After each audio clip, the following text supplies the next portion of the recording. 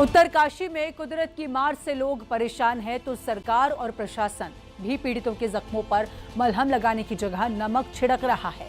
5 अगस्त को जब बादल फटे तो धराली में करोड़ों के होटल बह गए, लेकिन आपदा पीड़ितों को इतना मुआवजा दिया जा रहा है कि जिसे सुनकर आपको भी यकीन नहीं होगा। मुआवजे की राशि है मात्र 5,000 रुपए। हादसे के दूसरे दिन पीड़ित परिवारों को 5,000 रुपए के चेक दिए गए तो लोग भड़क गए। लोगों ने इसे भद्दा मजाक बताया और चेक वापस कर दिए।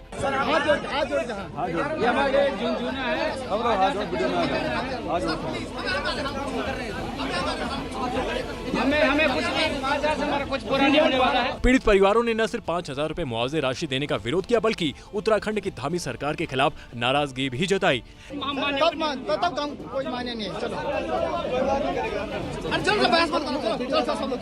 विरोध हुआ तो प्रशासन ने दलील दी कि पीड़ित परिवारों को 5 लाख रुपए मुआवजे राशि दी जानी है, लेकिन 5,000 रुपए अगले दिन इसलिए दिए गए ताकि खाने पीने का सामान और बर्तन खरीद सकें। हालांकि प्रशासन की दलीलों से पीड़ित परिवार संतुष्ट नहीं हुए। पीड़ित परिवारों ने सरकार की मंशा पर ही सवाल खड़े कर दिए हैं और ये आरोप लगाए कि जब सड़कें बन गई हैं, पुल टूट गए हैं, तो वो चेक लेकर बैंक कैसे जाएंगे।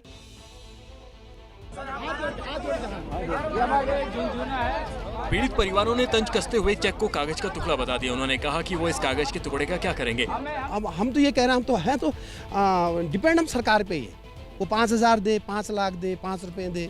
5,000 रुपए के चेक देने का मामला सामने आया तो इस मुद्दे पर सियासत भी शुरू हो गई। तो ये भद्दा मजाक था। आप 5,000 देने के बदले वहाँ पानी पहुँचा देते, आप राशन पहुँचा देते, आप उनके लिए कुछ कपड़े जूते तक नहीं थे लोगों के पास। 5-5 लाख रुपए उनको मिलेंगे, लेकिन एक ऐसा माहौल निर्माण करके क्या मैसेज कांग्रेस देना चाहती है। कांग्रेस सरकार को घेरती रही तो उत्तरकाशी के डीएम प्रशांत आर्य का कहना है कि ये फौरी तौर पर दी जाने वाली राशि है जो आपदा के वक्त दी जाती है। डीएम प्रशांत आर्य ने कहा कि नुकसान का पता लगाने के लिए जांच टीम बनाई गई है और उसी आधार पर राहत पैकेज जारी किया जाएगा।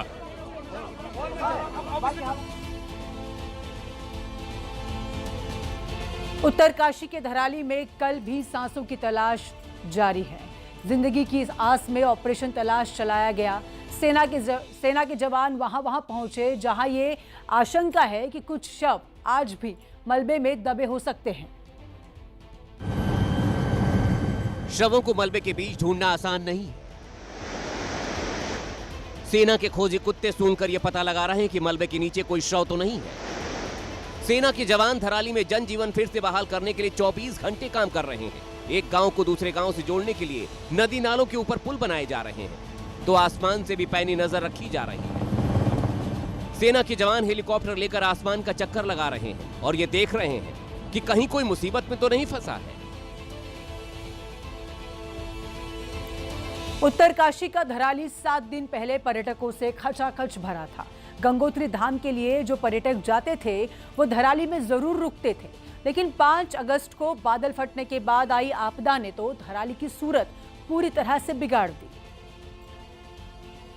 धराली का माहौल इस समय बेहद डरावना है।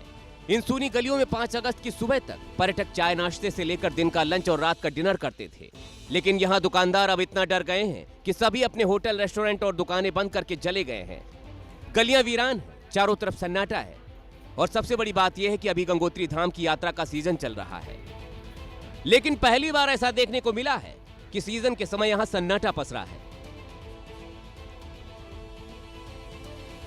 धराली में अब तक 1200 से ज्यादा लोगों को सुरक्षित निकाल लिया गया है, लेकिन अभी भी तमाम लोग हैं जिनका हादसे के बाद कोई सुराग नहीं लग रहा है। अगर हम बिहार की बात करें तो अकेले बिहार से 11 मजदूर लापता हैं। बिहार के ठेकेदार बिहार से मजदूरों को लाकर उन्हें उत्तरकाशी में काम देते थे, लेकिन धराली में आपदा आई तो ये 11 मजदूर सैलाब में बह गए। हादसे को 5 दिन बीत चुके हैं, लेकिन अधिकारी उन्हें सिर्फ लापता बता रहे हैं। आप लोगों ने प्रशासन को बताया कि ये लोग दब गए हैं हमारी आंखों के सामने? हाँ, बता रखे हैं सर, सबको बता रखे हैं। सब लोग भी ये बात जान भी रहे हैं, यहाँ के लोकल लोग भी जानते हैं, प्रशासन भी जानते हैं कि उनको निकालना मुश्किल है। बिहार के ठेकेदार सरकारी दफ्तरों के चक्कर काटने को मजबूर हैं। वो गुहार लगा रहे हैं कि कम से कम उनके मजदूरों के शव ही उन्हें वापस लौटा दिए जाएं, जिससे उनका अंतिम संस्कार हो सके, लेकिन आरोप है कि अधिकारी कोई सुध नहीं ले रहे।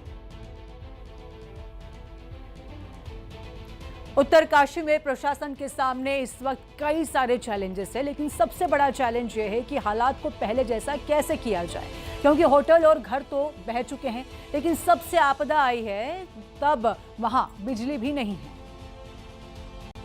हालांकि आपदा के बाद सरकार और प्रशासन युद्ध स्तर पर बिजली पानी की समस्या को दुरुस्त करने में जुटा है। जहां जहां खंबे गिर गए वहां खंबे लगाए जा रहे हैं, जहां पुल बह गए वहां पुल बनाए जा रहे हैं। 5 अगस्त को आए सैलाब के बाद गंगनानी का जो पुल बह गया था, उस पुल को बीआरओ ने और आर्मी ने मिलकर बना लिया है।